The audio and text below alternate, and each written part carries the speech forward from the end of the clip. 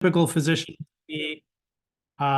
typical physician will see about 18 to 22 patients in a day, right? Like that's very, very typical for a primary care clinician to see. And if you think about all that volume and the percentage of those patients who have mental health needs, it's actually pretty high. So myself as a psychologist, and I've been a psychologist for 22 years, working in primary care, we've had to adapt the way that we work and the way that we think to a setting that's high volume so that we're helpful and useful to as many patients as possible and can support the primary care providers in their work. So we really took some of the core concepts of that. We knew we couldn't import that straight up to a specialty mental health facility like El Futuro, but we took some of the core concepts of that and we translated that to El Futuro's work with the Latino population. What also helped is, obviously, I'm Latino, but not only that, but I've worked with Latino populations in primary care. So have that experience of understanding how the Latino population specifically would engage mental health services more effectively, right? And hopefully reduce some of the inefficiencies that we sometimes see in our mental health systems. So I don't like to name things, especially when I don't feel like I own any ideas. I think it's hard. It's almost like land. I don't think you can. I think land ownership is a funny thing. How do you own a piece of earth? The same thing with ideas. There's nothing new under the sun. I don't own these ideas. These are ideas that have built on other people's ideas. But we did sort of name what we did, the intervention, so to speak, that we talked about, just because we have to talk about it, call it something. We named it targeted treatment. Now that's not a thing in the sense of like, you can go Google it and it's going to come up, but it's really an application of what we learned in primary care. And we applied the way we applied targeted treatment in primary care, we applied it to a specialty mental health situation. And targeted treatment deserves its own presentation. Actually, El Futuro has a lot of modules and things like that now on targeted treatment that we've put together. But the long and short of it, just so you have the background, is really captured in a word that we're all very familiar with, especially as clinicians. It's really mindfulness. It is a mindful way of being a professional clinician, right? So let me start with just the opposite of that, which would be like a mindless way to be a professional clinician. And that will help you get a sense of what the heart and soul of TTT really is. TTT is not about rules. It's not about a very strict algorithm. It's really about countering mindlessness as a professional.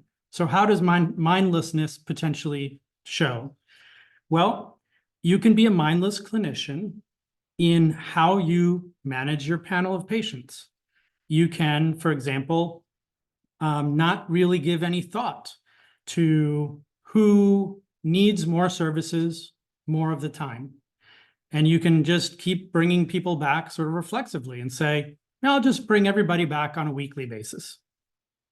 You can be mindless in terms of how you sort of discharge patients.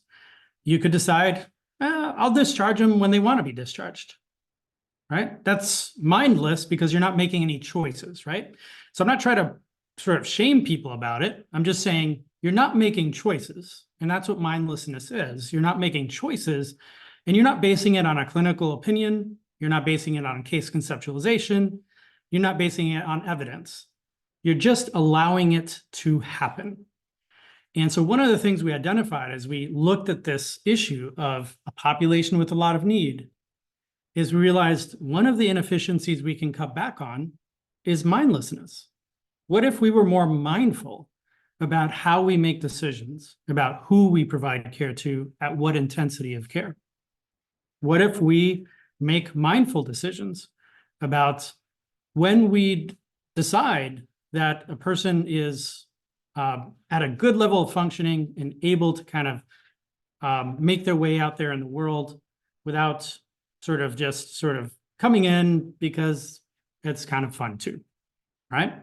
So those are some of the things that we began to input systemically into the thinking of how El Futuro began to do its work. And what you're going to hear here is how that philosophy of mindfulness started changing all sorts of little and big things in the process of patient care, from the wait list all the way through to discharge, right? So it's all about mindfulness, really, about these things. All right, so like I said, there's a lot more that we can talk about it, but let's talk about the journey itself. And I want to turn to the panelists here and just ask you, and Heather, I'll start with you, because you were at the front door of all of this. What was a problem that El Futuro was facing? What were we trying to solve at that point where we started sort of gathering and saying, we've got to do something about this? Yes, and we are going to present, we're going to talk a bunch, and then I think our hope is that we have conversation and questions as we go forward, because our thought as we're looking back on this journey, and we're still in it, is that for example, in my role as someone that does both clinical and then manages the incoming clients, like my thought was like, there's got to be other people at community mental health agencies that are doing the same thing, that are managing a wait list or managing what we'd call our dispo log. And I have always wished that like we could get this group together and talk about like, how do we do it? Because every place has someone that does this. And I have found myself sort of isolated in that role and wanting to know how other people manage this. So I think we really look forward to both describing sort of where we've been, but then hearing from other folks what your questions are about how we've done it, and then maybe some suggestions or thoughts from you all about ways that you've addressed this situation. So I will keep this as short as possible because I want us to have enough time for that discussion. I joined El Futuro in 2021. I moved from California. Sorry to all the North Carolinians that are annoyed with Californians taking over your state. But I came from the East Bay, Oakland, where I worked for a clinic very similar to El Futuro called La Clínica de la Raza. And I had a very similar job. And when I came in, we had a huge waiting list. And we basically did an intake, which was our first appointment for anyone who walked in the door. And so when I started looking through the waiting list, or what we call our disposition log, I realized, that there was a lot of inefficiencies there. And not only was it very long, people were waiting a long time. And that is really disturbing, I think, for any of us that are in mental health and thinking about access, right? Someone comes in, they get the energía, la motivación, to come in and seek services, which we all know is so challenging, right? To like acknowledge I have a problem and I'm going to go seek help. There's so much stigma. There's so many barriers in even taking that step.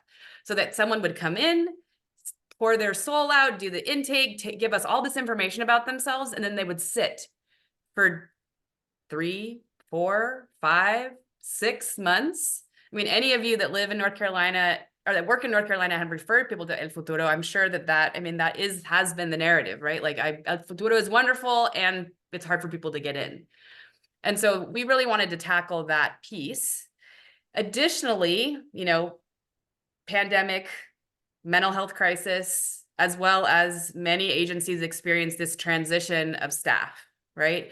People not, changing their way of working because of safety issues or not wanting to be in person or wanting to be in person more. And so we had a major transition and we were looking at a workforce shortage. Again, difficult to find bilingual, bicultural mental health providers. That's a whole nother webinar. But we were struggling with capacity for addressing the problem. And then obviously the increase in people that were coming in. So that, I think, Neftalí, like, frames the problem from kind of an on the ground perspective. Absolutely. Mani, do you have anything to add to that in terms of how you saw the problem originally? I think initially what I can say is that, we had group therapy before. So, but the group therapy that we were offering was very specific to current clients, right? So they had to be established. The clinician needed to refer them. It was a requirement for them in order to continue in group for them to be in active therapy.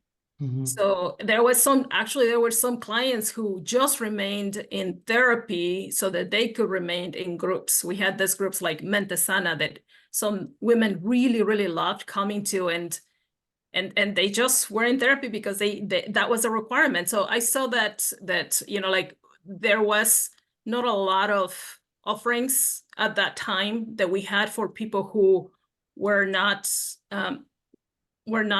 being seen by a therapist. Mhm. That's what I remember. Yeah. And I think this brings up one of the sort of take homes I think you'll hear around this, right? So the targeted treatment approach really introduces a sense of mindfulness, which makes you ask, why is that? Why do we have these rules in place? Or to Heather's point, why are we doing these full intakes on people, right? And does this actually help us in terms of what is most helpful, most needed? And then one of the perspectives that I brought from primary care was really the perspective of, in the general population, the need is not consistent across each and every patient. There's a diversity of need across those patients. So we really should be trying to match the service provision and the intensity of that service provision to the need. So for example, there's actually a lot of people who get benefit from one visit with a clinician. So if you think about it from that standpoint, if you just do an intake, you've already wasted the one visit, right? You could have just like done single session therapy, which is a thing, by the way. That's something you can look up. You could have just done single session therapy and saved yourself a whole lot of organizational resources, just doing an intake and then trying to link them up with the therapist who's actually going to do the work, right? So it's just this flexibility that we started having as a team. And then we basically formed something we called the targeted treatment team, right? And in those first few months of that year, there was a lot of energy, and it wasn't just a few people. It was from the top of the organization all the way down to the organization. We had these meetings at the beginning. It was weekly meetings. And I wonder if you guys can talk a little bit about kind of how important it was that everybody in the organization was putting energy towards this, right? So this was not just like Heather or Madi driving this and trying to make some change. This actually involved pretty much almost every key leader in the organization, right? Yes. And if any one of you knows our executive director, Dr. Smith, who's in here now, when he gets an idea, there's no stopping him. So he had this idea of having these weekly meetings of the whole team, like so many people. And it did feel like a whole team collaboration. And again, as you're piloting or starting something new, there's inefficiencies and like, why are we all here? Are we actually addressing a problem? Are we hearing everybody's voices? But I think that was important, as painful as it sometimes was, to kind of like hammer out some details and that everyone was on board with what their piece was. And after we met together as a big, large group, I think we then started moving into smaller groups and focusing on our areas of expertise or our specific teams that we needed to carry out. Yes, absolutely. And there was sort of a sprint mindset to it, right? There's this idea we're going to put a lot of energy into making these changes early on, sprint to these changes, learn from those as quickly as we possibly could. I remember Luke, Dr. Smith, saying, I don't care if we fail, but we're going to fail fast at this, right? And that can be frustrating for an organization at times, but in these sprints, it's necessary to create these changes in awareness and mindfulness. I also remember that at the beginning, as far as the nature of the problem, that it was at first defined by county, right? So we were looking at Orange County specifically and the access issues in Orange County, but we were able to pretty quickly pivot from that because, well, I'll let you guys describe. Why did we pivot from like just focusing on the access issues in one county to thinking, no, we actually have to make changes across everything we do, not just like target this one group. So I don't know, Mari or Heather, which of you can speak to that? But that was a key early pivot. I think it happened within probably 2 months, 3 months of getting started. Yeah, I think we see people from many counties in North Carolina, and it felt, I mean, it felt sort of inequitable in some ways, because we were highlighting people for this targeted treatment piece that would be seen right away and brought from intake into seeing a therapist. And it felt like it wasn't an equitable distribution of our resources to just take from one county. And so then we realized that we needed to sort of adapt it throughout our work. Yeah. It was too hard to isolate one workflow also, right? Just for one group of patients. And that's a really key issue. That's something I see a lot in the work we do with mental health centers, is that they sometimes shoot themselves in the foot by isolating their interventions to a particular population instead of having a systemic workflow, right, that applies to everyone, because then you have to sustain a bunch of different workflows. So let's get into the workflow itself. So targeted treatment, you talked about this targeted treatment team. That's the first time our audience has heard it. So what was that part of the intervention there? Can you guys describe what the targeted treatment did, what we were trying to do with the targeted treatment? Sure, I will. And Marty, jump in here, but this is sort of my baby. I think I need to talk about, like, from initial walking in the door piece, because that was a major inefficiency that we had, was that we didn't do any screening of anyone before they came in and got an intake. So an intake in our clinic is an hour. It's very in-depth, and each clinician at our clinic does 2 intakes a week. And so each day we probably have 8 or 9 slots available. And we have a walk-in clinic. And so people come in the morning, and we first come, first serve. And so if the first 9 people come, some people may have come the week before or the month before and have some priority because they registered before, but really we were done at 9, and then we would have to have people come back. And so what we found was that doing screening, meeting with every single person and having a clinician do that was really important, because some people were coming in for reasons that we could not address at El Futuro. Some people were really just looking for basic needs or case management support. And why would we have them do an intake with a therapist as opposed to addressing the thing that they really needed, which was food or legal support? And fortunately, we have a case management team that was available, and Madi will talk about that, but how we sort of worked diverting people from that in that screening process, that really being mindful, as Neftalí points out, of like, what is that person looking for, and how can we get the right person to do an intake and to be awaiting services. So we implemented screening across the board for everyone that came in. The other thing that we noticed in an inefficiency is that oftentimes we would have 5 family members come in, and without screening them, we would put 5 people for intakes, and we would assign 5 people to therapists.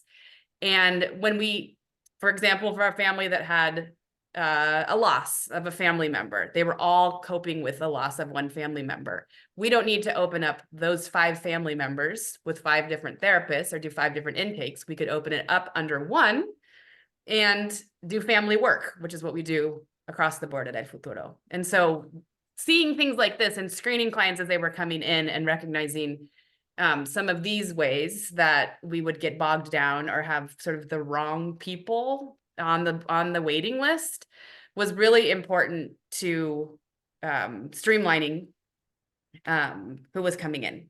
So that's that part. I don't know if you want me to go on and talk about the actual sessions. Well, if you could talk a little bit about then the connection with, let's say there were some people who were identified in that early part of the process, right? And one of the pieces of mindfulness that we brought into the process was just identifying and trying to think about essentially what we call in medicine, like the prognosis, right? What's the course of care for this patient? And so we talked about really inputting some logic into the process that said, hey, if we think this person could do well in what we call the targeted treatment team, then a clinician trained in targeted treatment would then see that person with the idea that it would be somewhere between 1 and 5 visits or so, right? And certainly with the ability to, if the issues were deemed at some point needing more specialty mental health intervention, that they would then be referred or connected to another clinician potentially, or if they could stay with that clinician and be part of their panel, that they could do that, right? So if you could talk about that a little bit, because I think that's a key piece. And then Mari, I'm going to have you talk a little bit about the conexiones piece with the care management. So because Heather alluded to that piece and getting that piece in earlier also. Right. So, And groups earlier too. Mari should talk about that. Right. So basically what, going back to what Neftalí was talking about in terms of like, if we do like a one size fits all, like we just bring someone in for therapy and we just bring them back every 2 weeks. Rote, right? Like, okay, want to schedule an appointment? We're going to give you an appointment. And so what we were asking clinicians to do and changing this approach, and I have to say that this is a challenge because not many of therapists are trained in this model. And in a short-term brief model that's just addressing one focus of symptoms as opposed to like the whole entire person, right? And so this will be maybe a gasp for some therapists, but we would bring people in for half-an-hour appointments, and we would bring them in for maybe 2 or 3, evaluating, providing, interventions right away and support right away for what they came in with their primary complaint or their primary issue. And we really just tried to hone in on that piece, knowing that there's 150 people waiting behind them, right? That we're not going to tackle the entire situation of someone and, pick and choose whether there would be someone who would really benefit from going in depth around trauma or going in depth around some other piece that was needed. But if there's someone with particular focus on insomnia or depression, anxiety, a stressor in their life, we would really focus on that briefly and really, really be direct around that. And at which point we would decide, did we address this issue? Okay, this episode of care is done for now. We're going to let you go out, use these skills, take this back to your community. When or if things happen again that you need support, we're going to leave your case open, which is a huge difference from before. It was really hard to get back in once you had been done. People could come back and meet with the same therapist again for 2 or 3 sessions and work on another piece. And so that person moving on to try that in the community allowed for me as a therapist to open up more slots for people that were awaiting care. So really being conscious and aware of the needs of that person and not just kind of like rotely rescheduling. Again, a big barge to redirect in terms of the way therapists are trained. I think we're trained to like see the whole picture and really try to address everything. But shifting that really allowed us to move access in a different way. And I'll add before Mari jumps in about the Conexiones team and implementing case management earlier in the process. There's a couple of things you should know that actually El Futuro had already piloted some pieces of this. And someone who's with us here today was part of that, Dennis Duke, Molly, and others were involved in the development of a version of Telefuturo, which is basically remote counseling to primary care clinics. So we had worked on providing counseling services across the state. And so I trained a cohort of clinicians from El Futuro to work in this model because it works very well for primary care, where most of these patients were being referred from and working with, and because it was a way that, again, provided access. The other thing you should know is that, again, this is not something that we invented out of thin air. We actually borrowed this from the way that primary care clinicians work. So primary care clinicians do this. So every doctor you've seen operates in this fashion. They use a model called stepwise care. And the idea is that you come in for an issue, you do a good enough assessment around that issue based on evidence-based practices, and you design an intervention to quickly test whether what you're doing is correct or whether you're making progress. So the example I give with this is typically like you go in and you have a rash, and the provider's not going to like throw an MRI at you or a CT scan because you came in with a rash, right? They may not even do any labs for you, but they're going to take a look at it. They're going to make an assessment, apply evidence-based algorithms to what they're seeing, and they're probably going to ask you a few questions around it. What detergents are you using? Have you made any dietary changes? Things like that. And then they're going to make an educated sort of best guess as to what's going on. They're going to give you some intervention. It could be, hey, try changing your detergent, or it could be, hey, try this steroid. Now, do they know 100% of the time exactly what it is? No, but they're going to make that best guess, and they're going to test it out because they know that you actually learn quicker when you're testing actual interventions, as opposed to throwing a bunch of assessment and wasting a lot of time, effort, and money and energy, and potentially increasing risk in some cases, like with x-rays and things like that. And they're going to learn from what happened. And so they may say, all right, try this. If it doesn't work, come back in a few weeks and we'll try the next step in our work. That's called stepwise care. That's part of the philosophy behind training the therapists on this TTT team. It's be as helpful as quickly as possible. As it turns out, that works very well for a Latino population, because as a Latino myself, I know that our mindset is, especially when we do come into counseling, typically it's, I need help. I have a problem. Help me, doctora. Help me figure out what's going on, right? There's this expectation that I'm going to get something out of this as quickly as possible, because I don't have a lot of time and I want you to help me, right? You're the doctora, right? You should be helping me. So that stepwise care model then is part of what's behind this whole idea. So yeah, just a little bit of background. Mari, we also said, hey, some of these patients have case management needs, but there was a process in place that made it a little bit more cumbersome for those patients to get access to that. Can you speak a little bit to what the process was and maybe how that process has improved? Sure, yeah.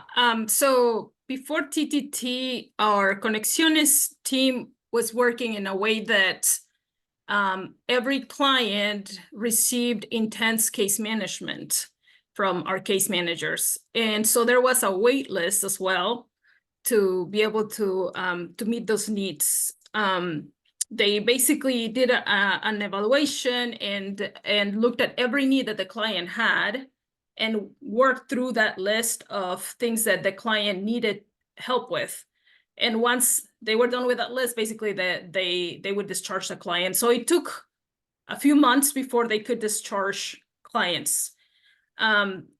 Before I get into what Conexiones did, I just wanna touch a little bit about something that was very important that I'm remembering from the TTT model that we implemented, and that's the universal assessment. Mm-hmm. So the universal assessment was a tool that we put together. It's, to me, seems very similar to what is used now on SBIRT, the screening and brief intervention, referral to treatment in substance use, because it had the DAS. We had the functional scale, CAISH, AID, and I'm not a clinician, by the way. But we put together some rating scales, and we had 3 different versions: one for children, one for adolescents, and one for adults. And so when the client came into the office, we would go through that assessment, right? And at the end of that assessment had some questions for social determinants of health to know, what the client needs. And so this, like Heather explained, would happen on day one when they came. And even, sometimes, even if they had no opportunity to do therapy or intake, they would still have receive services from Conexiones. So Conexiones was looking at this big registry that we created, which was this big spreadsheet where we capture the results of the rating scales, the client's information, and the social determinants of health that they were telling us. and they were kind of having an interaction with the client from the first day. And the switch that they did was that they were focusing on the biggest need of the client, the biggest need of that day that the client needed to work on. So that helped Conexiones to also be able to help more clients, right? To be able to offer something to the clients a day off, like you said, focus on the biggest need, offer something today, because who knows if that client will come back to us. We know that a lot of times people would come to us and we don't know when we'll see them next. So at least we were focusing on giving them something and helping them with something. And something else that I'm remembering is that there was times where we had a parent and a teen coming to look for, therapy for the teenager. And then we started talking to the parents, and then we found out that a parent needed support with parenting. So we would take advantage of that opportunity and refer the parent to take, to participate in one of our Lazos Fuertes, or parenting webinars that we're offering. So I think that's the other shift that we did for groups, right? Like from the moment that they came, the therapist was asking them, like, what is this client? Is this client, can she benefit from parenting support, from one of the other, mindfulness groups that we had, or one of the other groups that treats anxiety, depression. So that's the shift that we did with groups. Well, before we had to make sure that the client was established in therapy, now we were able to offer something to people while they were waiting to receive therapy, or even after they received therapy, sort of like the stepping up care or stepping them down from care to be able to meet the needs. So no longer, the one size fits all, like you said. It was what the client needs now, and we try to be flexible in that way.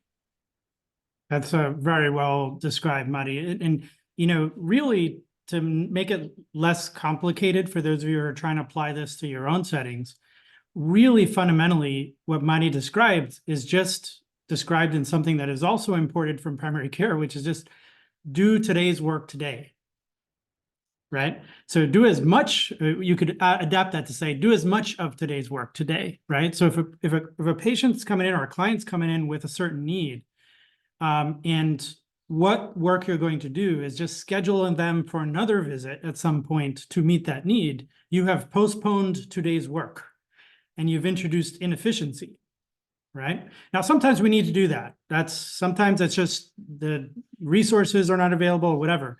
But if you have a mindset as an organization that you're going to do as much of today's work today, you reduce that inefficiency in the future.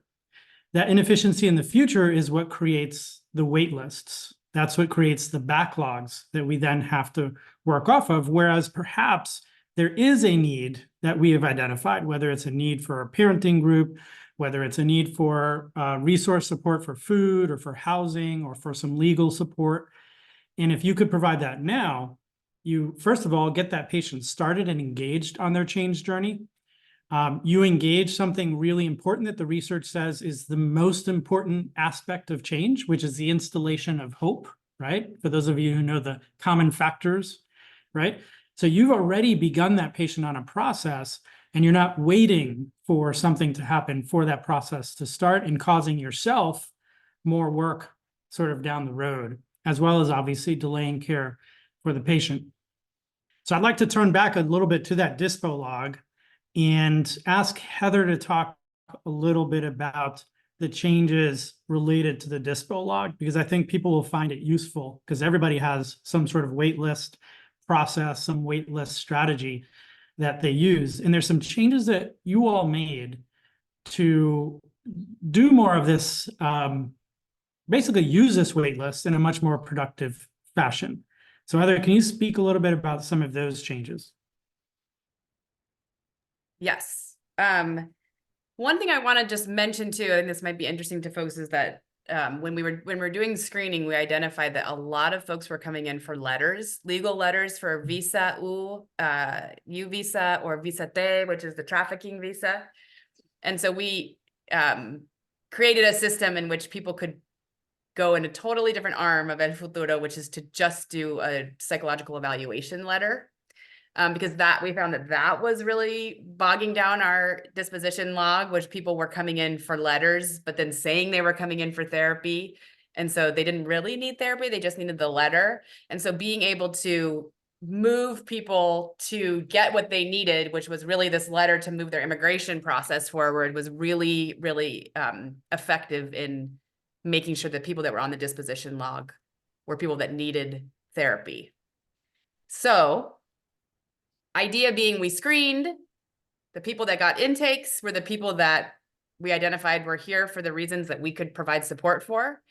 And then the piece on the other end is that making sure that the disposition log was like an active, alive document of people that were ready to go for services. So when I first came in, the disposition log, somebody came in and they came in for their intake and they never heard from anyone again until they were assigned. And that could be 6 months later. And so people had no idea where they were. And oftentimes in the community that we work with, people tend not to be very entitled or don't want to be the squeaky wheel or don't want to bug people. They're just like, I came in, voy a esperar. And so what we implemented was that once someone came in for an intake, they would get a phone call from our staff that just welcomed them to the waiting list and said that we have you on our list. We'd like to get your preferences for treatment. We kind of tell them that if you're more flexible with appointments, then you could be seen quicker. We have more availability in our virtual sessions. We have more availability in the mornings. We all know that those after work and after school appointments in person are the very high priority, difficult ones to fill. So we just like touch base. We do another bienvenida on the dispo log, and we tell people that if something changes, if things get worse, or if something about their availability changes, that they should call us. And this is sort of like an educational piece, is that don't feel embarrassed to call us back. For me, as someone that manages the dispo log, and I wonder for anyone else that does it, like the more I hear from someone, and again, this takes advocacy and it takes sometimes a cultural shift to like know that it's okay to ask for more help or to say, I'm still waiting, I need help. Really invite people to call us and tell us that things are still bad, they still need services. Oh, now I can be more flexible because I realized that I need it faster than I did before when I just could come on Thursdays at 6 p.m. So really having that disposition log be active so that when I'm ready to assign a case to a therapist, that person is ready to go, will come in when we schedule them. Because in the past, we would have people that were called 2-3 times and would then no show to an appointment or just sort of were less engaged from that position. And then we would then create more inefficiency because I've assigned the case, I've left the spot available for that therapist, but then I don't have a person to fill it because the client's not responding. Yes, and so just inputting that little bit of mindfulness into the disposition log changes the way you engage the data on that log to make sure you have increased readiness. Allison, I wonder if you or Molly can pull up slide 6, and we'll just show people a little bit about the disposition log and what effect this all had on that. We're not going to show you the disposition log. We couldn't show you that. That would be a HIPAA violation. But we'll show you real quick here what it did to the wait time on the disposition log. There's a bunch of data here, but if you go down to the bottom row, you'll see that wait times between 2024 and 2022 are pretty substantially different. I think those of us who are clinicians can appreciate what it actually means in terms of real world client engagement, what a 4-day work wait is compared to a 17-day wait, right? And these are averages, of course. So there's going to be plus or minus on each side of these means. So really important to see how it is that just even these interventions, which, by the way, are not really dramatic interventions, right? It's not like El Futuro hired a bunch of people to solve this problem. or, rework their entire workflows to do this. These were targeted interventions to help chip away at this issue. But these small changes have this cumulative effect that are really, really important.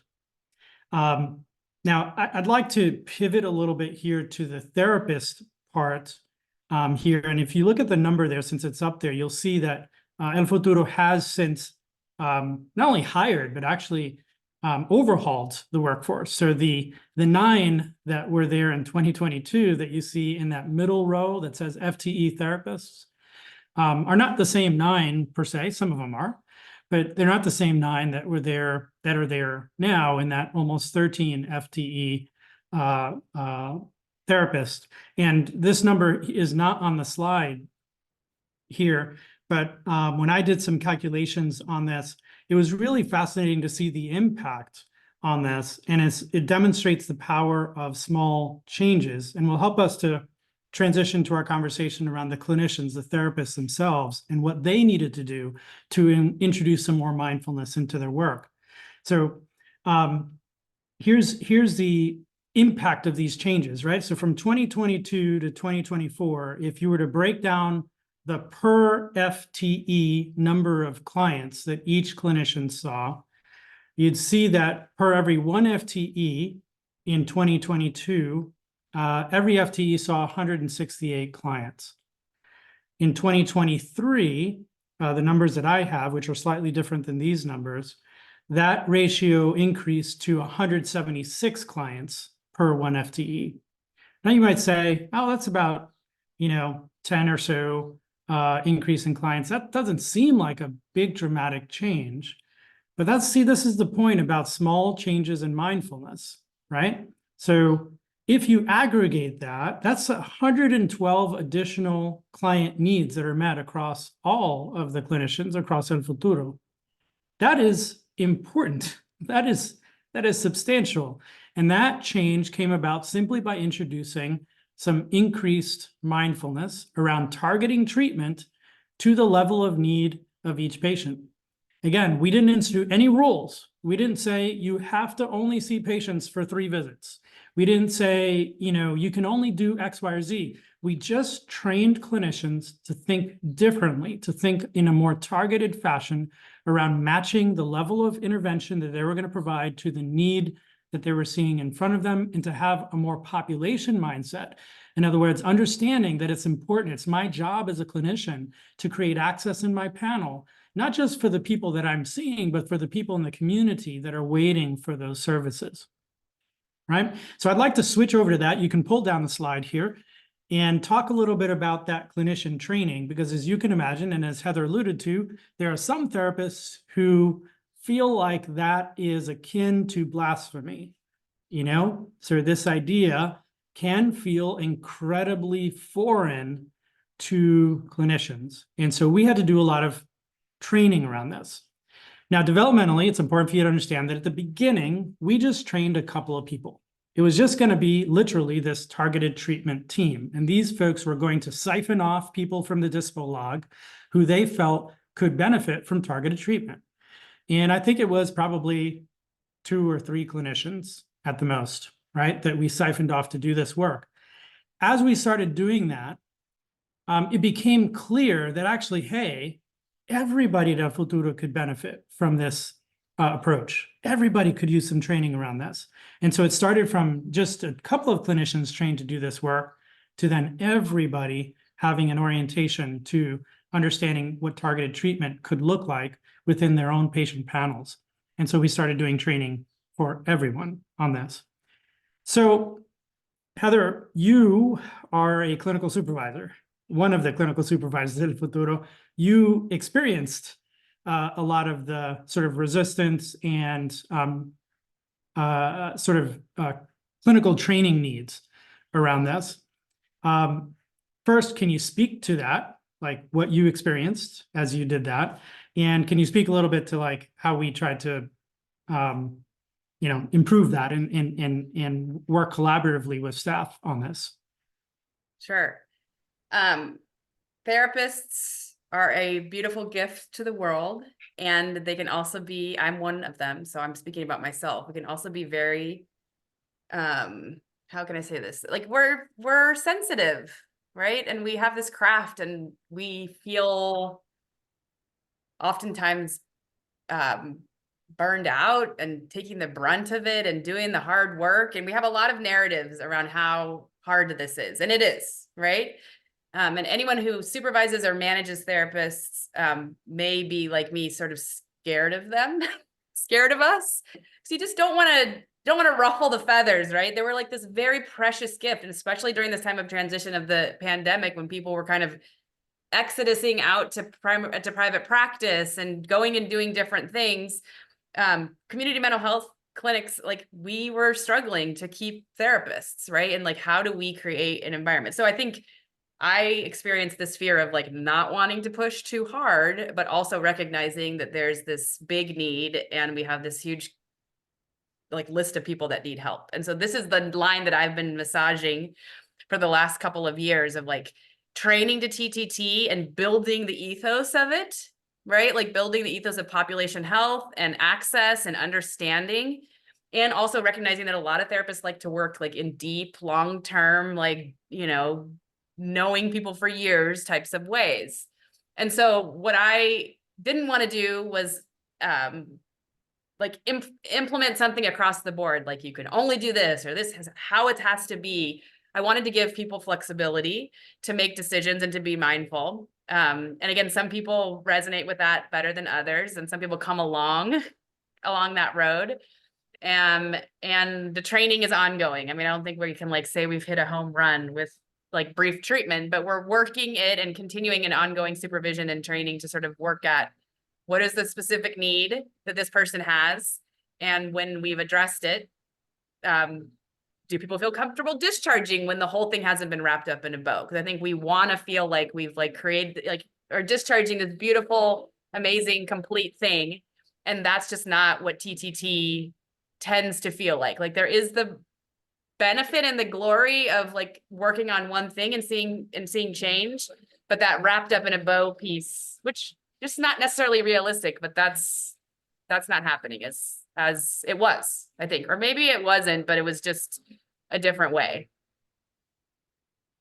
Yeah, and again, there's a whole other, we can do multiple sessions on TTT, but just to make sure that we're clear about this. So when Heather says working on one thing, it's really focusing on helping a patient in an episode of care. And that's actually language that we introduced. That was foreign language to the clinicians, what an episode of care looks like, as a teaching tool for them to solve future problems in their life, right?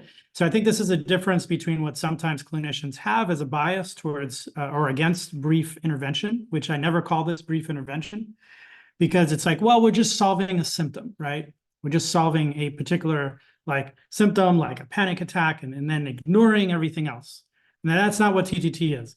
TTT is actually saying, let's identify what's most important, what's keeping the person from living their best life now.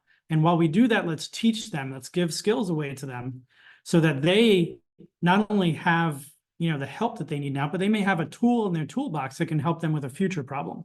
Sort of like the idea of like, if someone gets a flat tire, we teach them how to fix that flat tire so that the next time maybe they don't need us or need us as much. The other piece that's important to understand in terms of what we introduced with this was also the idea of this episode of care, because the idea there is that most problems in life are not, I'll start working on it, and then at this point, I'm going to finish working on it, right? And it's done. Episodes of care are things that come up in our lives, stressors that bubble up, situations that bubble up, mental health issues that bubble up in an episode. But most patients and most of us as human beings are likely to re-experience things over time.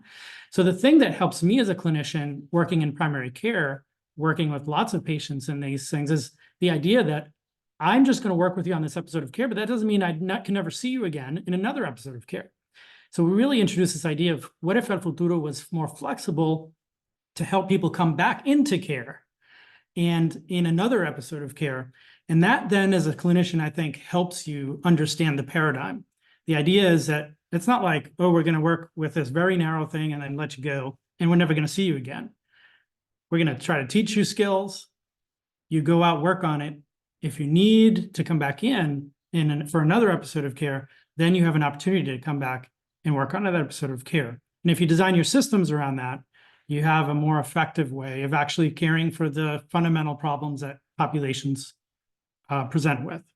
Now, I'd like, again, Allison or Molly to pull up slide 5, just to kind of highlight what this then looks like from a visit pattern, essentially. And this is, if you're going to do something like this is part of the mindset that you would have to adapt in your clinics.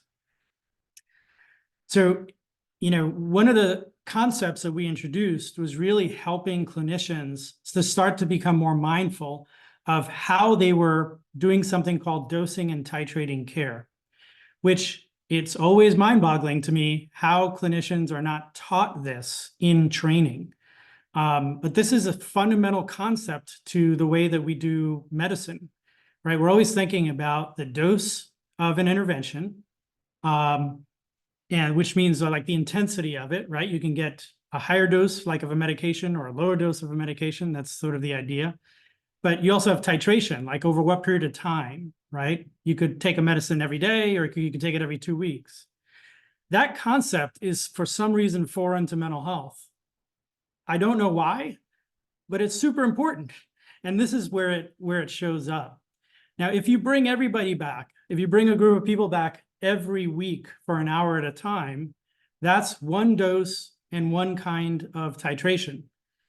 It cannot be the case, and this is the thing I said so many times in the training with the El Futuro clinicians, it just statistically cannot be the case that every human being has the same dosing and titration need. Just think about all the different kinds of problems and the different kinds of journeys that patients are on. Some people will benefit from coming in weekly. Some people will benefit from coming in every 2 weeks. Some people every 2 months. There must be diversity in the titration pattern, just as much in the dosing pattern. Not everybody needs the same intensity. I see lots of patients for half-hour visits in primary care, and that is just fine. Some people, 15 minutes is fine. Some people need 45. The 50-minute hour is just a tradition. It's not evidence-based. So if you look at what has happened now, what you see is a greater diversity and a more realistic pattern of visits per patient. So what you see on the slide is, you see about, I think that's 68% of patients in the last 6 months were seen between 1 and 3 times by El Futuro clinicians. And in that middle category of 4 to 6 visits, that's about 22% were seen between 4 and 6 times. And in the last category, 7 or more visits in the last 6 months, you see 13%. That is a more realistic distribution of visits by clinicians for the population. Why? Well, in some practices, you can see that could be inverted, right? If you see the 7+ visits, that would be the highest category. And what does that tell you? That means that the clinicians are basically seeing the same people over and over and over again. Why would clinicians do that? Well, and you can take down the slide down, because it's easier. It's actually a lot easier to manage a panel if you have the same people who are consistent, who fill your schedule, and ostensibly, over time, you curate the funnest part of your panel, right? The people that are easiest kind of to work on, right?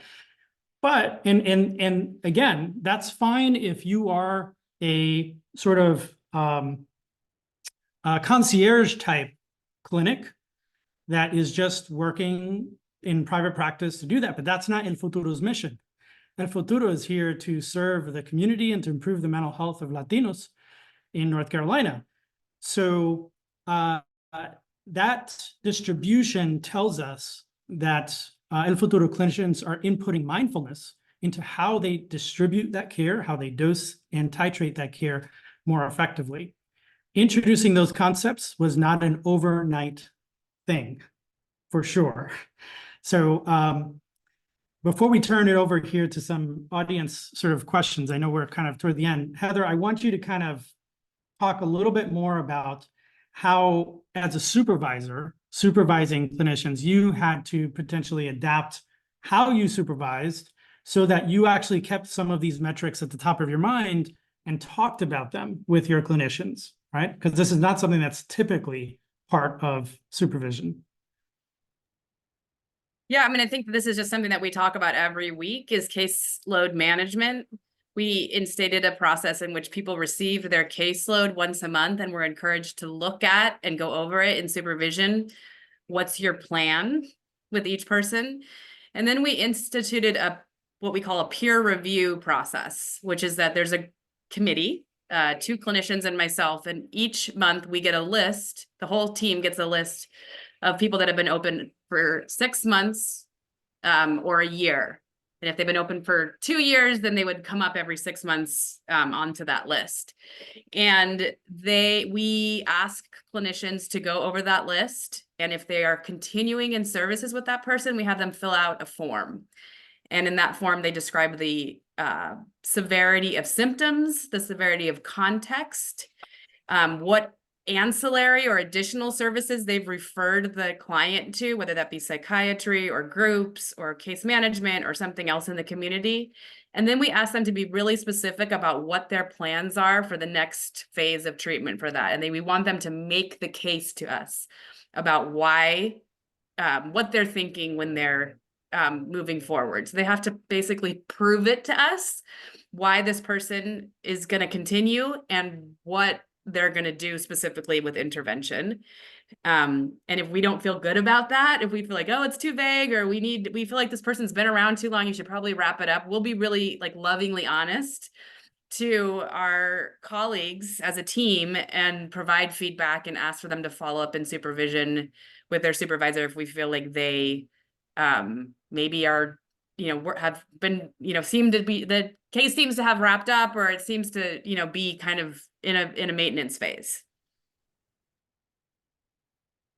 Yes, and I'm guessing that actually over time, you don't actually need to exercise that peer review process too often. Would that be accurate? We are not there yet. We are not there yet. We are still moving the dial. And I think that training piece, both in individual supervision in this process, and then kind of overarchingly as an organization moving more towards that. We're kind of slowly moving the dial on different ways that people are operating. So I would hope that, our peer review committee would be put out of business at some point. But at this point, I would definitely see the need to keep pushing people in that direction. And that's really an important take home. Remember that we said there were no rules that were instituted, right? There's no like rigid, you must do X. We're teaching philosophy. We're teaching approach. We're teaching core concepts. And the core concept here that we did in the training piece to help clinicians do this for themselves was really just case conceptualization, right? So case conceptualization is just an act of mindfulness so that you can describe what your role is in terms of supporting that particular patient. And you could do so in a way that mindfully understood what you were trying to achieve and how you were trying to achieve that. So one of the modules on TTT work was just case conceptualization. The people who went through that training know that I kind of grilled them on even just how to present a patient so that Dennis knows this, who's on the call. So I have a very specific way that I ask clinicians to present a patient that demonstrates to me that they have a case conceptualization. Because oftentimes when care with a patient is really sort of meandering, it's really a function of the lack of a case conceptualization or of a well-developed case conceptualization, right? So I think if you give people the skills to think this through and the habits around that, and then you have systems like the peer review process that help them help create those boundaries or those guardrails, that can be really, really helpful to move people on. But again, a take home here is, since this is not about rules and this is about mindfulness, the journey really doesn't ever end. Like you're always going to be stretched as an organization, especially a mission-driven organization like El Futuro, by the demands of your time and of your community. And that's going to require flexibility in terms of making sure that you're consistently mindful. For those of you who practice mindfulness in your own life, you know this as an individual, right? You don't wake up equally mindful every day. And you have to practice your habits and your routines and your disciplines. It is the exact same thing as a professional. You have to practice your habits and your routines and work on your mindfulness every day as a clinician. And it's also true of an organization. El Futuro as an organization has to continue on the path towards mindful work as it goes forward. All right, we have a few minutes available, and I want to open it up to make sure that folks have an opportunity to talk about any questions or even just challenges. I mean, we haven't presented a perfectly, hopefully, pretty picture here. There's lots of work still to do. Not everything we tried worked out exactly the way we wanted to. Some of the things we started doing, we switched, but we're open to certainly feedback on this. What is again most encouraging are some of the data that show us that actually there's some substantial change that has happened here. We're seeing more people get helped, and we're seeing less people waiting for that help, which was again the problem that we were originally trying to solve. So we're a small enough group here that if you want to just unmute and provide any commentary or ask a question or say, I didn't quite understand this, please go ahead and do so.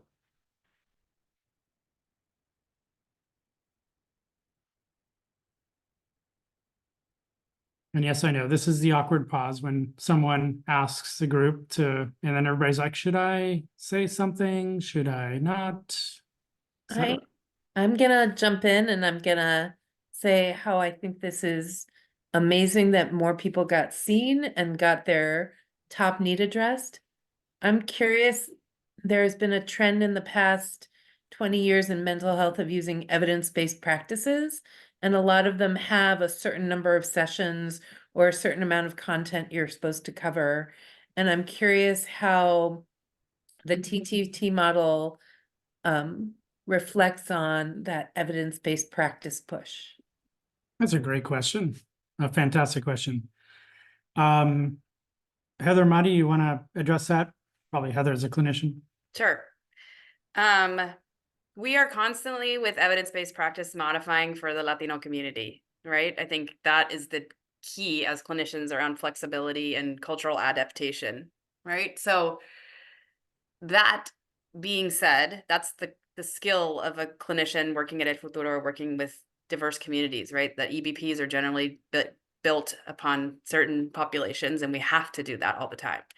And the second piece is that Molly and I are in charge of bringing our training in for clinicians. Molly does a lot of the external work. I'm navigating the clinicians, and we work together to kind of figure out what models to bring in and how to use training. And we have a, what do we call it, Molly? Our matrix of, what is it called? A rubric or a Rubric. matrix. Thank you. That word was escaping me. A rubric of looking at things around that. And like we just did a training that is sort of like could be standalone single session, could be 16, could be 12. And so we really try to look for training and EBPs that can have flexibility, and that really just sort of, I think, again, even saying that you're eclectic is a bad word and as a therapist, but we have to be, right? We have to be able to like pull from different concepts in order to be to do this work. And I think it's also important to distinguish between manualized treatments, which I think are a little bit on the outs and should be on the outs, and evidence-based practice, which hopefully evidence-based practice provides some more of that understanding that what has been studied in a particular way. It's usually not, unfortunately, in the literature studied in terms of understanding what the right dose of care is that's needed. So like, yes, we designed a 20-session CBT intervention potentially, right? But most studies don't then follow up with that and say, could we have done this in 4? Right? So you don't actually know, like, the 20 session works, but do you know that the 4 doesn't work? Right? That kind of stuff happens in medicine all the time, right? Because you want to typically reduce the side effects, say, of a medication intervention, and you want the most least intrusive intervention possible with the best outcome for the most patients. We don't have a lot of data like that in mental health, unfortunately. There are pockets here and there. So that's important to understand when you look at an evidence-based practice. Don't just assume, oh, they figured out that it takes 20. No, they just studied the 20 because that's what they had. Somebody else would need to come and say, let's compare if we do 4, what would that look like with the 20, right? Make sense? That totally makes sense. And it brings me to a second question, which was during this same time when more people were seen, often for shorter sessions, how did the outcomes compare in terms of functioning for the clients? Another fantastic question. And this actually relates to a growth area for El Futuro. One of the things we tried to do early on, Heather and Mari can talk about this because this is difficult things to systemically, is to implement a outcomes assessment process. So originally we tried to use a tool called the WAI. Gosh, every time I think of Working Alliance Inventory, I always think of Wechsler because of the Wechsler intelligence scales. But the Working Alliance Inventory, and the reason we were attempting to do that is because instead of just using symptom reduction as a metric, which is somewhat useful, we were trying to look at a transdiagnostic approach that looks at and says, we know the research says that alliance with a clinician is what actually produces change, right? That's the key ingredient that we need in change. So if we can measure alliance effectively across even 1 or 2 visits or 2 or 4 visits, right? Then we have some confidence that we can say that outcomes would flow from that because of what the research says. And for lots of reasons, which Heather and Mari can talk about now, it was just hard to do. There's technology aspects to that, and there's cultural change aspects to that. So Heather, Mari, can you talk a little bit about some of the difficulties with collecting that outcome data? Yeah, so the Alliance rating scale was something that we implemented, and we were doing it after, I think, after 3 sessions that the clients were having. And so we were asking questions to measure confianza, trust, respeto, respect, hope for change, right? So it was sort of like for us to know immediately almost if the client felt like that sintonía con el terapeuta, that alliance, right, is do they trust, do they have trust with their therapist? Do they feel like the therapist has their best interests in mind? Do they think that the therapist understood what their priority is what the thing that they want to improve on, that they want to focus on? And then we would also do some kind of like reminding the client that, you know, that they were doing this shorter sessions, but also encouraging them to contact their therapist if they felt that they needed more support. So when I think about the TTT model, I feel like we were actually empowering the client to take more responsibility for their own care and to be able to have that sense of self advocacy, to be able to do a follow-up appointment.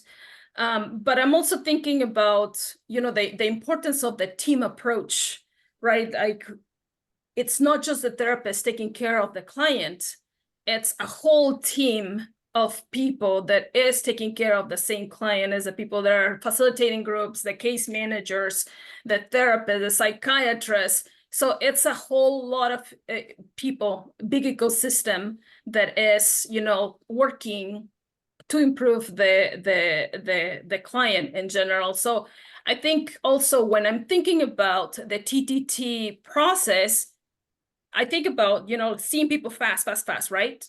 But it's important to keep in mind that we need to keep our essence. Yeah. When I think about that, I'm thinking about the values of El Futuro, right? The calor humano, that human warmth, from the moment that the clients cross the door, when they're being offered, cafecito and pan dulce, a chair to be seated, an invitation to wait there, maybe even in the therapeutic green space, right? The trust is important, and having that honest communication between clinician and therapist, or even front desk people, seeing when they come and feeling respected, and when we're explaining to them what options they have, what are the barriers, like we have to be honest, right?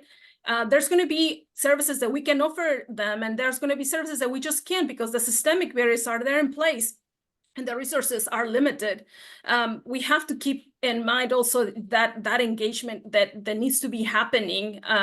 Like Heather said, keeping the dispo alive, but also in each interaction that we're having with people, so that they feel welcome, so that they feel a sense of belonging, that when they walk through our clinic, they see the bright colors and the walls, and they see people who looks like them, who speaks their language, people who makes them feel safe.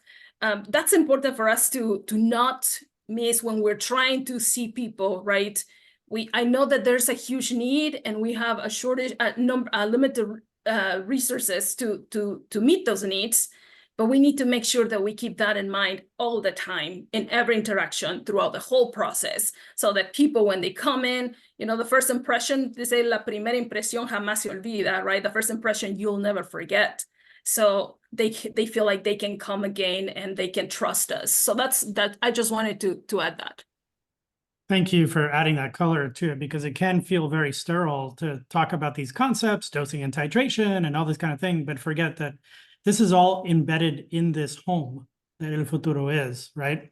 And then specific to the WAI data, we had trouble collecting that data. I think originally, Heather, wasn't there someone collecting it, and then it was an intern, and then they left, and then sort of went by the wayside, it sounds like. Yep.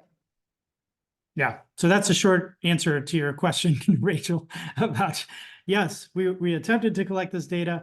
And if you don't have, and this is actually something I'm working on with my organization, I know we're out of time here, but if you don't have effective IT systems that automate in the way that, for example, in my line of work in primary care providers have IT systems that support them to collect labs.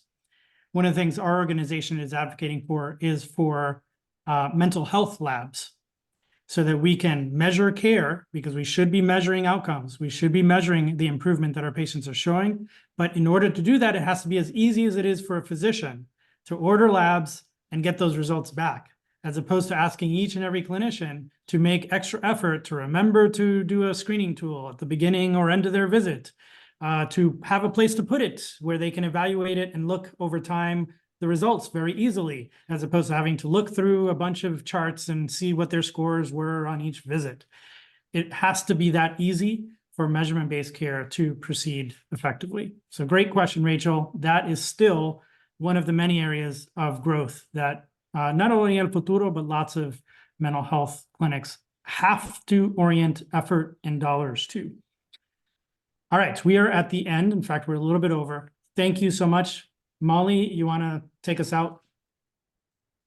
I do. Thank you so much. I know we're at time, but I want to extend gratitude to all of you for being here, for taking time out of your Friday afternoon. I specifically want to thank you, Neftalí, for hosting our panel today, for Heather, for sharing your expertise, for Mari, for sharing your guidance and expertise. I also want to thank Allison, our project manager, who's helped coordinate our time together today. And again, I want to thank Blue Cross Blue Shield of North Carolina for giving us this opportunity, both to put these practices into place, to play around with them, to fail fast, to make better, and also to share with you all today. We really appreciate it. We hope you found this helpful. We'll send a few follow-up email, including a recording of this video and some resources. And please don't hesitate to reach out at any time to anyone on the panel or to myself here at El Futuro. Thank you so much. Be well and appreciate it.